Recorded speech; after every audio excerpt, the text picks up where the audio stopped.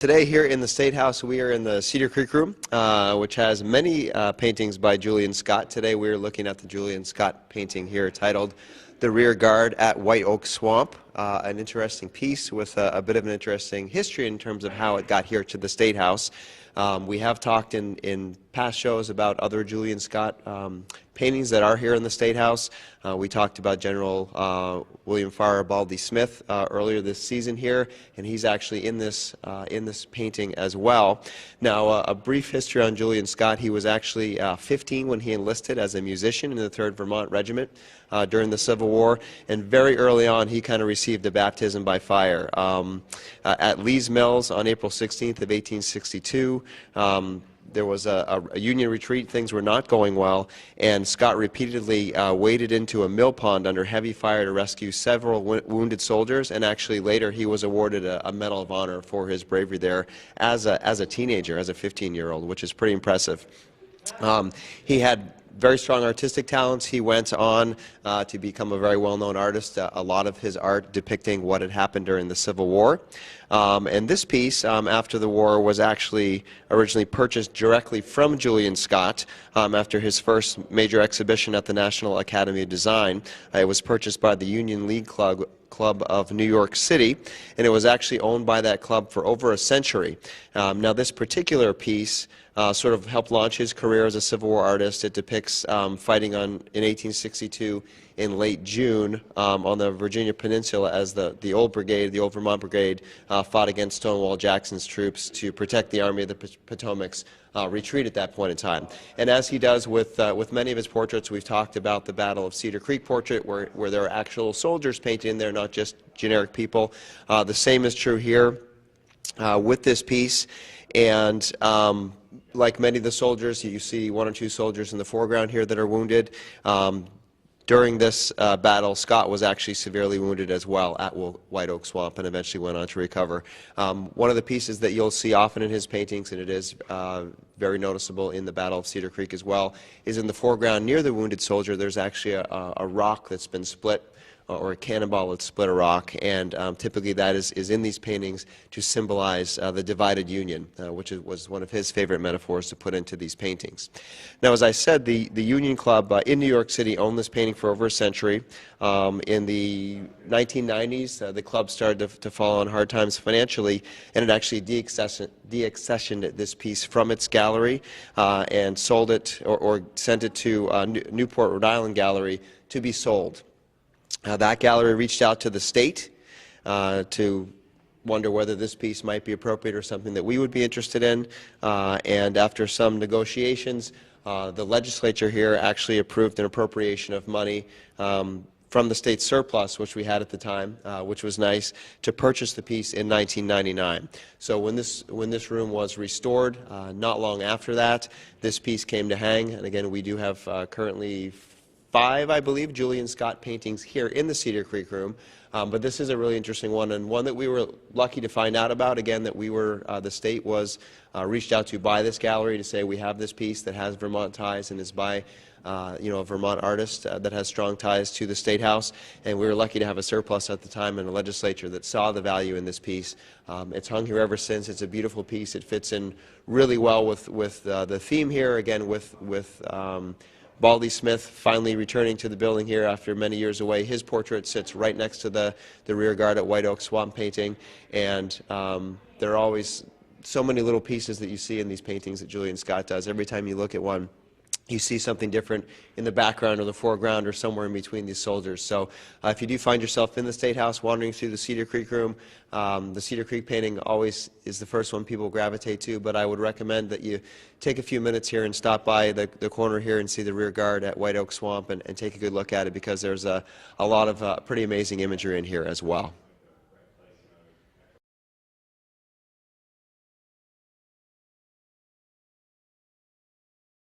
Hi, I'm Dave Yacovone. I'm a state representative representing Morristown, Elmore, Worcester, and Woodbury. I serve on the State House Appropriations Committee. We deal with a multitude of different issues. Obviously, all the spending bills come before us.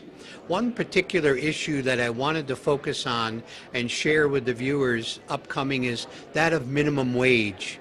One might normally not think that minimum wage and what we pay people would come before the Appropriations Committee, except there's a very important issue. Many of our social safety net providers in Vermont are paid through the Medicaid program, which is a state federal program. Those providers, unlike retail businesses, restaurants, and other companies, they do not get to set their own payment rate. Government sets their rate. Many of those providers, unfortunately, have not received timely increases, some for many years. If we pass a minimum wage and move the rate up to $15 an hour over, I believe, a 4-year period, and if we fail to give our home health agencies, our nursing homes, our adult daycare programs, our residential care home providers, perhaps in some cases even our child care providers, an increase, then we are putting them at risk. We are potentially putting them at deep financial risk of foreclosure, bankruptcy, because they will not have the funds to pay their staff the help. The problem is even more complex when we deal with the issue of what's called compression. If I'm a long-time nurse's aide and I'm making $16 an hour and I've been there 15 years, and if you after 4 years are making $15 an hour, which is the proposal that we'll be considering, you're probably going to be frustrated because the new help are making almost as much as you, and you've been there for many years.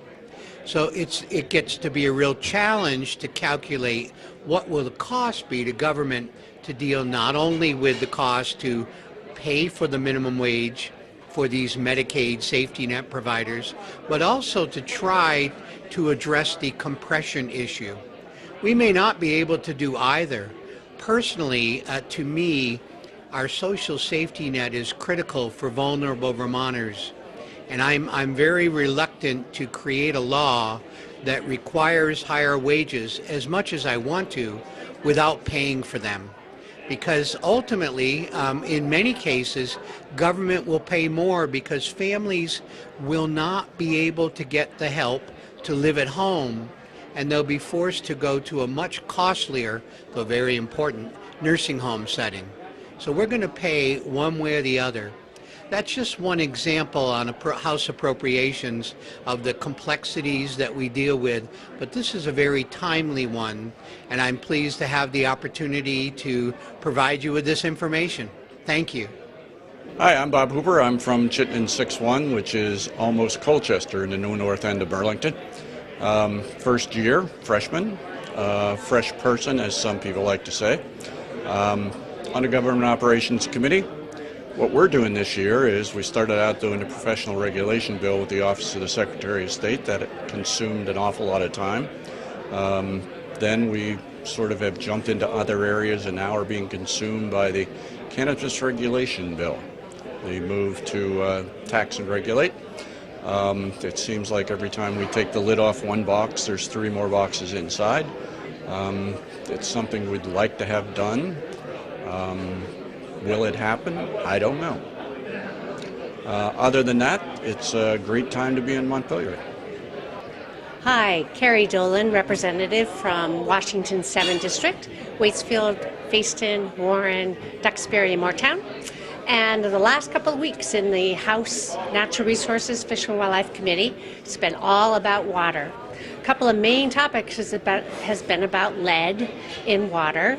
We know it has a huge impact on the development of our children.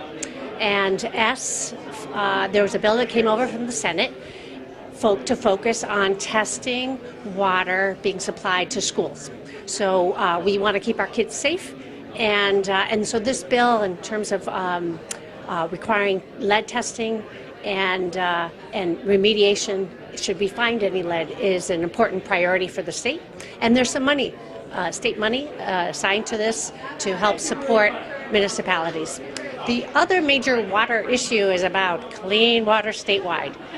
How are we going to pay for it? Where is it coming from? Certainly has been on everyone's minds. But also, how do we most effectively deliver clean water services statewide? And much of our focus for the past couple of weeks has been on S96, another Senate bill that came over with bipartisan support. In fact, the governor's administration is very much of interest in making sure that we have the most cost-effective, targeted system to deliver clean water services around the state. So we've been focusing on that to ensure that we are maximizing the public benefit for having access to systems and funding to support the restoration and maintenance of our waters statewide. So stay tuned to that topic. Thank you. Hi, I'm Dick McCormack. I represent the Windsor County Senate District. And I don't know if you can hear the bells in the background, but I'm being summoned to the Senate, so I'm only going to take a minute. One of the things we're going to be doing this afternoon is the proposed amendment to the Vermont Constitution to alter the language that was introduced in 1777. The first Constitution of Vermont, the language that outlawed slavery. And when Vermonters outlawed slavery in their 1777 Constitution, it was the first outlawing of slavery in America. And it's something of which Vermonters have been justly proud for many, many years.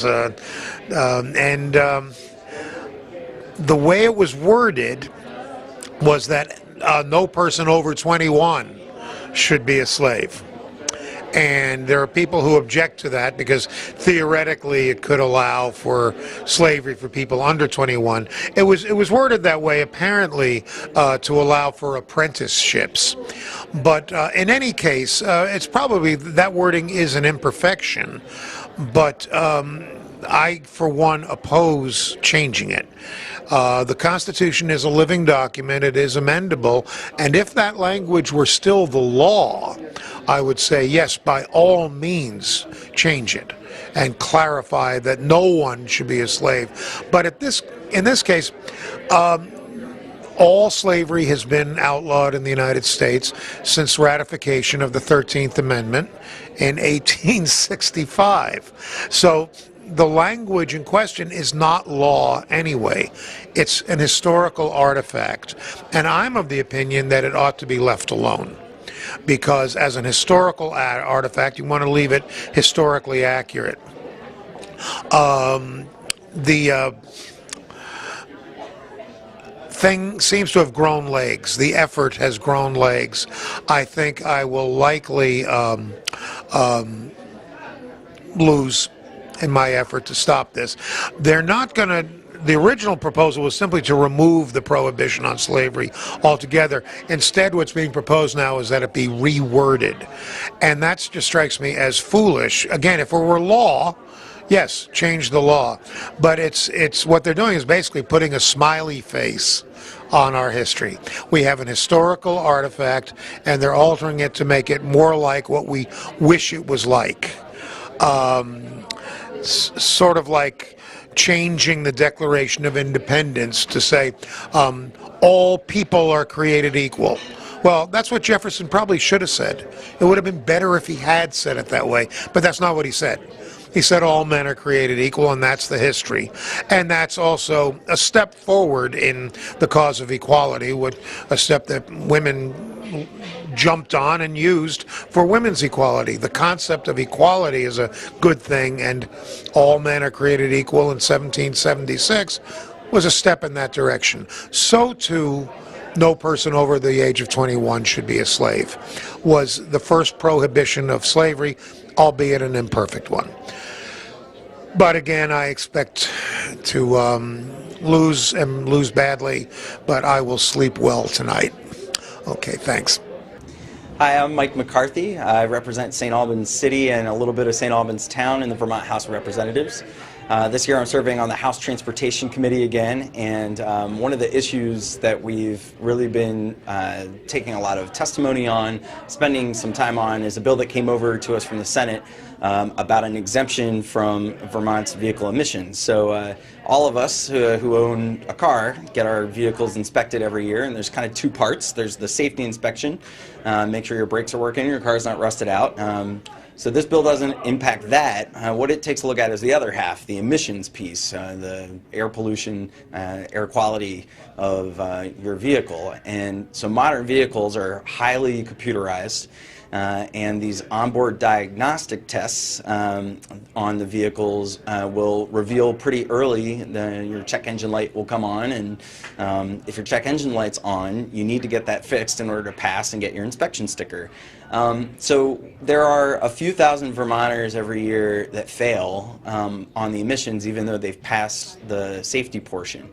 And some of those folks are really struggle with the expense of the repair. So what we have right now is a one-year waiver in place on those repairs that are $200 or more. But what the Senate suggested was, why don't we just get rid of the emissions portion for all vehicles that are over 10 years old? So that's a pretty broad exemption. So we're struggling with how do we help those Vermonters who need a little extra time or can't afford to fix up an older car without exempting so many vehicles that we pollute our air. So we don't want to solve an affordability issue with more air pollution that impacts all of us. It would also impact our ability to draw down federal funds. It may impact our ability to get future settlements like the VW settlement from folks who cheat on emissions. So we don't want to lose those funding sources. We also don't want to breathe dirtier air. And if we went with the Senate's proposal on this 10-year exemption, it would mean that about 2/3 of the vehicle pollution would be just exempt from even being checked on emissions. So what we're really looking at is, could we find a way to have something like an expansion of a couple of AmeriCorps positions that could be folks who, for instance, were doing the Vermont Technical College automotive program, who had some experience with vehicles, could get funded through AmeriCorps to provide affordable repairs for those folks who just need a catalytic converter replacement or a couple of sensors replaced so they comply. So we're really looking at trying to narrow down and solve the problem for those Vermonters who can't afford to get their vehicles into emissions compliance and are kind of getting past the first year waiver. The other thing I really would want all of my constituents to know is that many vehicles have a 15-year emissions warranty from the vehicle manufacturer. And I think a lot of Vermonters that are falling into this category of folks don't even know that their repair could be covered by the vehicle manufacturer long beyond the initial warranty of their vehicle, because the emissions warranty is much more generous and is part of our participation in the California Emission Standards Program. So there's a lot more to vehicle inspections than you might think. And we're trying to make it so that it's affordable for people to be out there on the road, but we also maintain air quality. And that's the big debate about S84 right now in Vermont's House Transportation Committee. Hi, I'm Representative Mikey Antoshka from Charlotte, and I also represent part of Heinsberg.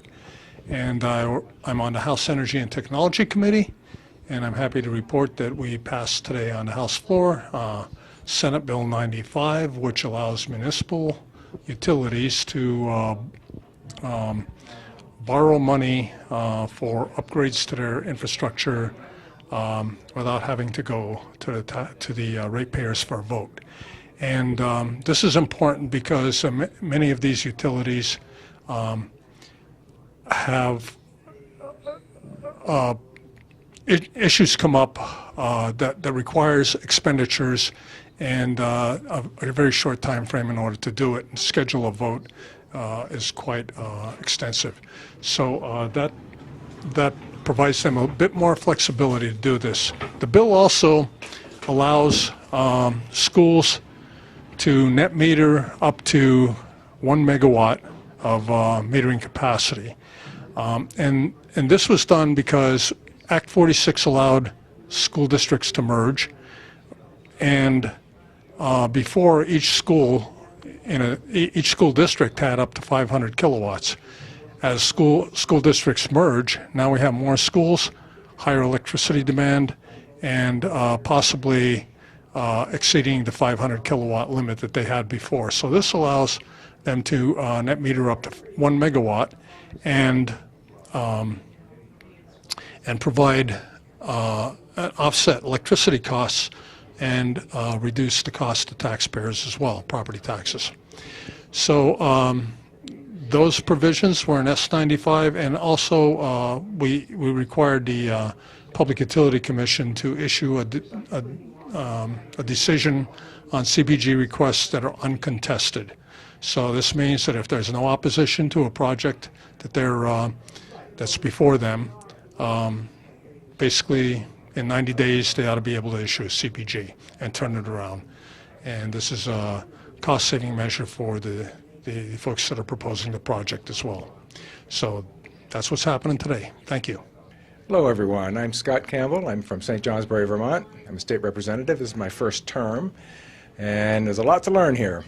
One of the things I've been learning a lot about and getting a lot of questions about is 5G, which is a cell phone standard which actually is not quite defined yet. As I understand it, and I've just been learning a lot about it, as I understand it, it is a standard that is put together by an international group that defines, 1G, 2G, 3G, all the Gs. This new 5G standard is not actually written, so it's not actually finalized. I think it's supposed to be done sometime this year. You've probably heard companies marketing that they're rolling out their 5G network right now, but that, as I understand it, cannot be so. I think it's marketing. I think it's not actually a thing yet. And other things that I understand about 5G is that it's really intended for infill coverage. So it's really designed for urban areas because it's going to provide a lot more capacity and for densely populated places. As I understand it, also there's been a lot of concern about the frequency of these devices, these antennas, and they will be higher frequency, or at least part of them will be higher frequency. Some part of the apparatus will be higher frequency, and they will have a shorter range. So these antennae will be put on telephone poles or power poles every few blocks, say. And so they will be closer to people. Is that a health concern? I don't know. But what I also understand is that this is the kind of thing that is regulated by the feds. So states won't have any input on banning 5G because of health effects. So we really don't have much to do about 5G here in the Vermont State House. And that's what I know about 5G. So I think I'll sign off there. Thank you very much.